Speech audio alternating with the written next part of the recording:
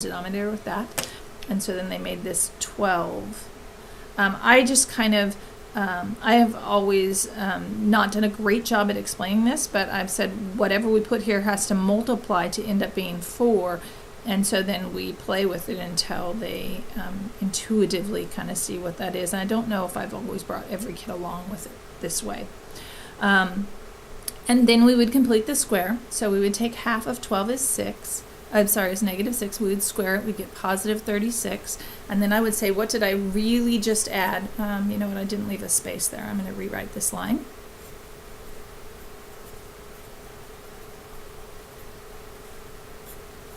So I would take half of negative 12 and have negative 6x, square that, or negative 6, square that, have 36. What did I really just add? If I consider distributive property, I really just added 12. And that meant these cancels out. That, of course, is going to make me nervous, but that adds up to 0. So I just have y equals 1/3 x minus 6 squared. And that would mean my vertex would be, the x number would be 6, and the y number would be 0. I expect, because this is an x squared and that's positive, for it to face up. And my line of symmetry, or my axis, depending upon which one you prefer, should be x equals 6. So that seems really promising. 1, 2, 3, 4, 5, 6, 0 with a line of symmetry here. Oh, that's supposed to be straight. And I can imagine that I would have a parabola that went like that. And so that's good.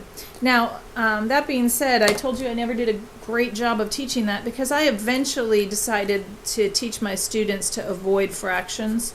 I just was so, my teaching was not such that I got them to be really experts at doing it this way.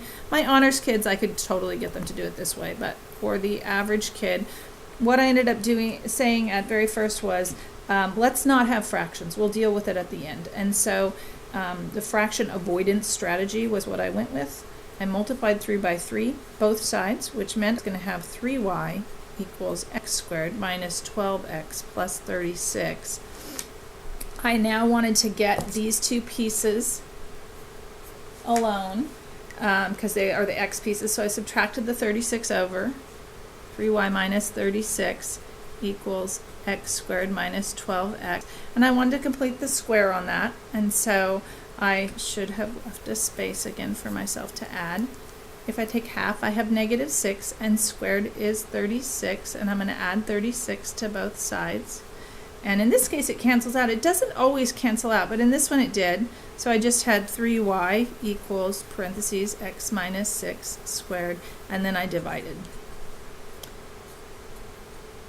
I left off the 1/3. And I got the same equation with a little bit less fraction pain. If it didn't cancel out perfectly, then you would usually get something that divides by 3, and so you might get something like 3y minus 9 equals x minus 6 squared. Just pretend if it was a different problem, and you would have to have them factor out the 3 here.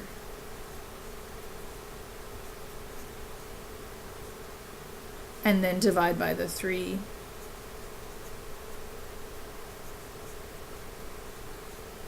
And then add the constant that's here with the y.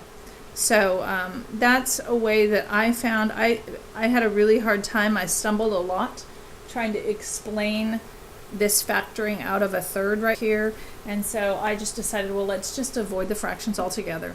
And at the end, we will divide them back. It does add extra factoring out step.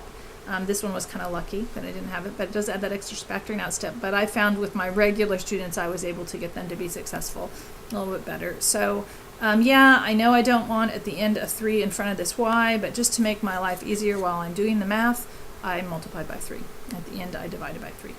Okay, so I wish you the best of luck with this worksheet. That was a little bit helpful, and I will see you more later.